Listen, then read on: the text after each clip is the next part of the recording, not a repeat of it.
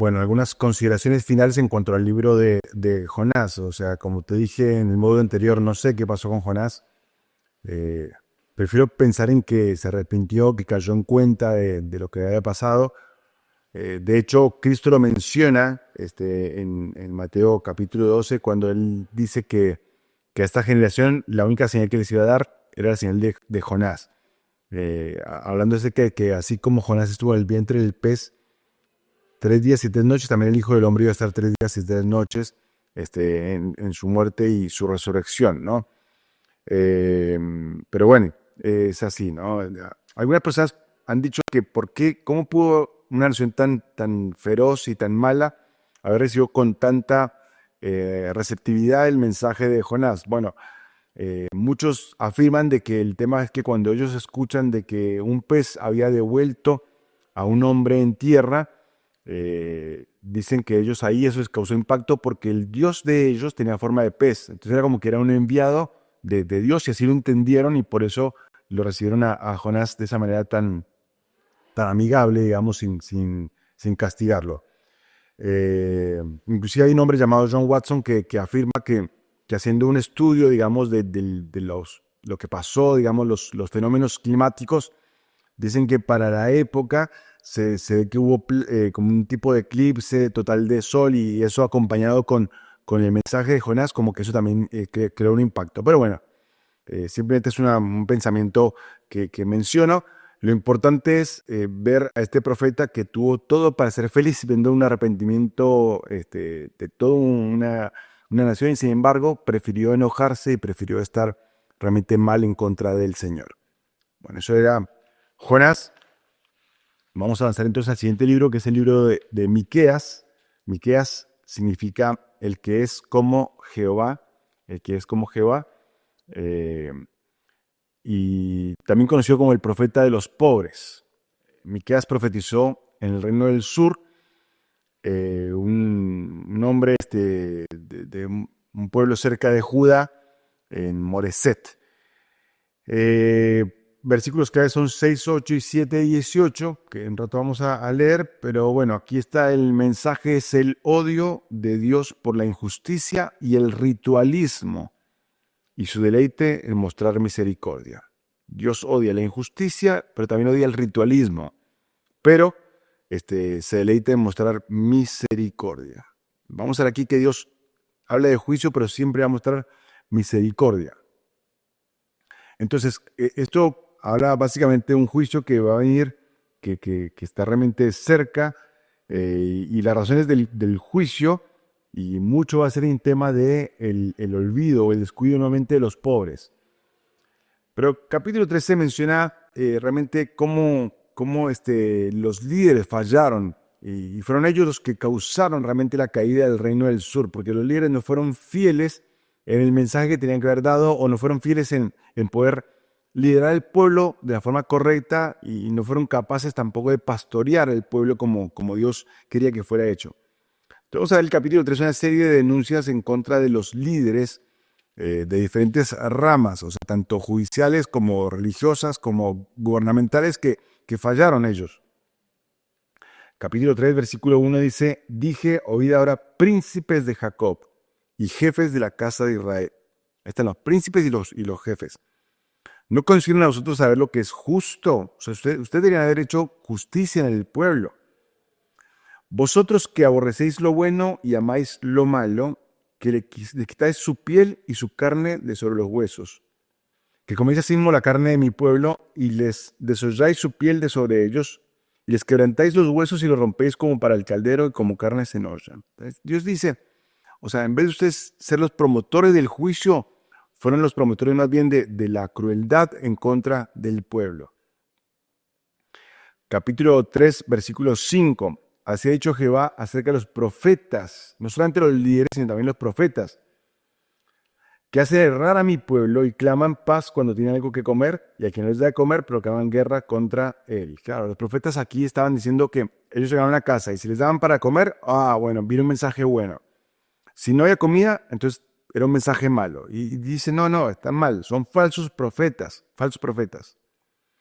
Capítulo 3, versículo 9 dice, oíd ahora esto, jefes de la casa de Jacob y capitanes de la casa de Israel, que abomináis el juicio y pervertís todo el derecho. Ya no había justicia, no había derecho, porque ellos estaban totalmente corrompidos. Y el versículo 11 dice, sus jefes juzgan por cohecho y sus sacerdotes ahora también enseñan por precio. Sus profetas adivinan por dinero y se apoyan en Jehová diciendo, no está Jehová entre vosotros, no vendrá mal sobre nosotros. Entonces te das cuenta que si el pueblo estaba mal era porque era simplemente un reflejo de lo que eran sus líderes. Los líderes, los gobernantes, los jueces, los profetas y los sacerdotes. Si estaba todo mal desde ahí, estaba todo mal también para el pueblo. Pero también este libro de Miqueas presenta algunas profecías en cuanto a lo que va a ser el reino mesiánico, donde va a estar el Señor reinando realmente y siendo el que va a traer la justicia verdadera, el derecho verdadero. Y de hecho se menciona aquí dónde iban a ser ese Mesías. En el capítulo 5, versículo 2, dice, pero tú, Belén Efrata, pequeña para estar entre las familias de Judá, de ti me saldrá el que será el Señor en Israel, y sus salidas son desde el principio, desde los días de la eternidad. Entonces está diciendo claramente que el Señor iba a nacer en Belén. 500 años antes de que Cristo naciese, ya estaba aquí profetizado que el Señor iba a nacer en Belén. Pero sigue el tema de las denuncias en contra de ellos. Ellos pensaban que quizás ellos necesitaban venir ante Dios para alcanzar misericordia con grandes holocaustos y con becerros y con carneros y con aceite. Y pensaban que haciendo cosas a su forma, pensaban que podían llegar delante de Dios. Pero entonces Dios dice, no, esperen un momento. Capítulo 6, versículo 8, 6-8 dice, oh hombre, Él te ha declarado lo que es bueno. ¿Y qué pide Jehová de ti? Solamente hacer justicia, amar misericordia y humillarte ante tu Dios. Dios pide eso, es la justicia que necesitaba el pueblo realmente, la misericordia que era fundamental, pero también el hecho de la humillación de corazón delante del Señor. Como te dije, la profecía siempre termina con esperanza, y de hecho así termina también este libro, capítulo 7, versículo 18 dice, ¿qué Dios como tú que perdona la maldad y olvida el pecado del remanente de su heredad? No retuvo para siempre su enojo porque se deleita en misericordia. Oh, el Señor, bendito Señor, que Él decide voluntariamente olvidarse de mi pecado. Él decide voluntariamente decir, ya está. Versículo 19 dice, Él volverá a tener misericordia de nosotros, sepultará nuestras iniquidades y echará en lo profundo del mar todos nuestros pecados. Él echa los pecados nuestros en el fondo del mar y no quiere pescarlos. Están allí en el fondo del mar y ya están allí, porque Dios se deleita en mostrar misericordia. Gloria a Dios que cuando Cristo vino y pagó el precio por nuestro pecado, Él se hizo pecado para que yo fuese hecho justicia a Dios en Él. Entonces cada vez que el Señor me ve a mí, no me ve como el pecador que soy, sino me ve como el justo porque Cristo pagó el precio de mi pecado con su sangre. Y entonces dice, ya está. Ya el pago está hecho por el pecado, ya fue mi ira satisfecha por el sacrificio de Cristo. Y por eso vamos a decir, amén. Él nunca más se acuerda de mi pecado. Bueno, muy bien.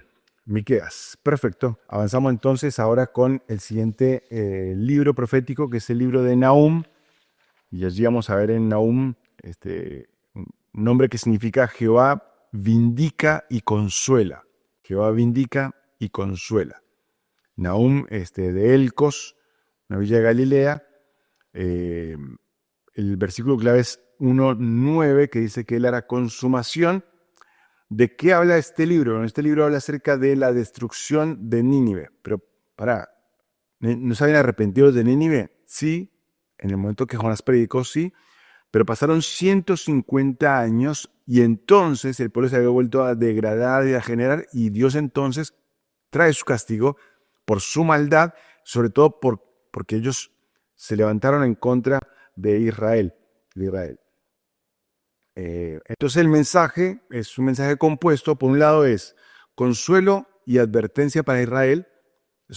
Dios los consuela pero los advierte. Es el mismo Dios que va a juzgar a Nínive, también los puede juzgar a ustedes. Pero por otro lado también es la sentencia en contra de Nínive, por supuesto, y todos los apóstatas.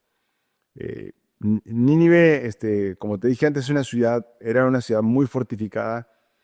Hacia el año 1847, un excavador, estuve allí recorriendo el área, digamos, en Irak, donde se encontraba Nínive, y allí encontró una ciudad hermosísima, con calles amplias, con plazas, y un magnífico acueducto para la ciudad. Pero como dato curioso, también encontraron allí dos grandes montículos, y uno de los montículos estaba dedicado al profeta Jonás. Para que te dé un poquito la dimensión del impacto que tuvo Jonás en la vida de ellos, que le dedicaron un monumento a Jonás en la ciudad. Y allí estaba, y lo puedes ver, quizá puedes googlear un poco o algo así, pero está allí el montículo llamado el profeta Jonás. Entonces vamos a ver aquí, en primer lugar, el juez grande y poderoso, y Nahum va a hacer una descripción muy vívida, muy hermosa de cómo es ese juez y por qué es el que puede juzgar a una nación como Nínive. Dice el capítulo 1, versículo 2, dice: Jehová es Dios celoso y vengador. Jehová es vengador y lleno de indignación. Se venga de sus adversarios y guarda enojo para sus enemigos. Acuérdate, Él es clemente y misericordioso, se deleita en mostrar misericordia, pero para con sus enemigos Él va a ser el juez justo. 3. Jehová es tardo para la ira y grande en poder, y no tendrá por inocente el culpable. Ahí está, aquel que no arregla sus cuentas con Dios no va a ser tenido como por inocente. Y entonces sigue esta descripción y va a mencionar así como Jehová marcha en la tempestad, en el torbellino, Él amenaza el mar. O sea, está diciendo que Dios está por encima de todo lo creado. Dios es el rey que puede dominar todas las cosas. 6. Dice: ¿quién permanecerá delante de su ira? ¿Quién quedará en pie en el ardor de su enojo? Su ira se derrama como fuego, y por él se llenan las peñas. Y esta descripción es muy fuerte en cuanto a Dios, el juez. Pero de repente aparece el versículo 7 y parecería como que está en un momento de clímax presentando este Dios juez que tiene todo el derecho de vengarse y que domina todas las cosas y que puede llegar a hacer grandes calamidades. Llega el versículo 7, dice: Jehová es bueno. Jehová es bueno. Fortalece en el día de la angustia y conoce a los que en él confían. ¿Te das cuenta cómo el mensaje decía, no? Consuelo y advertencia a Israel. Porque el Señor, en medio de todo lo que Él va a destruir de los enemigos, sin embargo, Jehová es bueno. Jehová es bueno. Él es una fortaleza en el día de la angustia. Y Él conoce a los que en Él confían. Me hace acordar a Isaías 26:3 que dice: tú guardarás en completa paz aquel cuyo pensamiento en ti persevera porque en Él confía. El Señor es bueno, Él es fortaleza en el día de la angustia. Y nunca dudes de eso, mi querido, mi querida, nunca dudes de eso. Porque el Señor es bueno, el Señor es bueno. Y Él va a actuar con sus hijos de acuerdo a su bondad. Con los enemigos va a actuar de acuerdo con severidad, pero con sus hijos va a actuar siempre con bondad. Va a ser una fortaleza, Después va a escribir el juicio, este juicio que viene sobre Nínive, un juicio muy drástico, terrible, dice aquí, y va a ser destruida totalmente Nínive. Dice el 2:13, dice: heme aquí contra ti, dice Jehová de los ejércitos, encenderé y reduciré a humo tus carros, y espada devorará tus leoncillos, y cortaré la tierra tu robo, dice, y nunca más se oirá la voz de tus mensajeros. Es un juicio que va a venir tremendo. Y ese juicio obviamente no puede terminar con esperanza, porque es un juicio que es drástico y total en contra de los enemigos de Asiria que llevaron cautivo al reino del norte. El apunte dice: Nahum es uno de los más enérgicos en osadía, ardor y carácter sublime. Y también es un poema hermoso también, aunque pareciera fuerte, pero es hermoso. Es realmente un poema muy descriptivo que detalla la grandeza, el poder y la justicia del Dios todopoderoso. Todopoderoso. Esta es la profecía entonces de Nahum y la destrucción de Nínive que se dio hacia el año 612 antes de Cristo. Más o menos para esa época fue destruido Nínive. Y bueno, esa fue la profecía de Nahum. Avanzamos entonces ahora con la profecía de Habacuc. Habacuc significa abrazar. Abrazar, fue un profeta al reino del sur. El escritor es Habacuc. La palabra clave es ¿por qué? El mensaje, realmente la mayor parte de este libro es una conversación entre Habacuc y Dios. El tema es ¿por qué Dios permite el mal? ¿Por qué Dios permite el mal? Bueno, vamos a hacer un poquito de esta charla que hubo entre Habacuc y Dios. Dice que la profecía que vio el profeta Habacuc, y el versículo dice, ¿hasta cuándo, oh Jehová, clamaré y no oirás? ¿Daré voces a ti a causa de la violencia y no salvarás? ¿Por qué me haces ver iniquidad y haces que vea molestia? Destrucción y violencia están delante de mí, y pleito y contienda se levantan. Por lo cual la ley es debilitada, y el juicio no sale según la verdad, por cuanto el impío asedia al justo, por eso sale torcida la justicia. Entonces, aquí está. Habacuc comienza con un reclamo hacia Dios. Dios, ¿puede ser posible que no veas lo que está pasando aquí en el pueblo? No sé, Señor, si no te das cuenta de todo lo que está pasando acá. Hay injusticia, hay iniquidad. El derecho está torcido. Dice, ¿por qué me haces ver esto, Dios? ¿Por qué? O sea, es como que él se queja de que Dios no está actuando realmente en frente al pecado del pueblo. Pero entonces Dios va a comenzar a decir, no, pará. Realmente no es así. Voy a hacer una obra que vas a ver que realmente te va a sorprender mucho lo que voy a hacer. ¿Por qué? Porque voy a traer a los caldeos, o sea, el reino de Babilonia, y ellos van a traer el juicio en contra del pecado de la nación. Estamos hablando del reino del sur. Y entonces, cuando Dios dice que va a traer los caldeos para que hagan el juicio en contra del reino del sur, entonces otra vez comienza Habacuc a quejarse y dice, pero Señor, los caldeos. No, Señor, pará. Yo pensaba otra cosa, tenía otra idea en mente. O sea, los caldeos son peores que nosotros. ¿Cómo es posible que ellos sean los que nos van a traer el juicio a nosotros? No, Señor, no. Debe ser una broma, no, está equivocado. No lo dice así, pero básicamente está diciendo eso, como que no le parece correcto que sean los caldeos los que vayan a hacer el juicio. Y otra vez Dios dice, no, a ver, Habacuc, entiende algo. Realmente yo soy un Dios soberano, y como Dios soberano puedo hacer lo que yo quiera, y por lo tanto voy a actuar de esa forma. Ese es mi plan, es lo que voy a hacer. Y termina diciendo el capítulo 2, versículo 20, dice, mas Jehová está en su santo templo, calle delante de él toda la tierra. Dios es soberano y él va a hacer lo que tenga que hacer para efectuar el juicio en contra de la nación que realmente se cumplió en el año 586 a.C., cuando fue llevado cautivo por Babilonia en cautiverio, ¿no? Así que bueno, paramos acá, seguimos en el próximo módulo.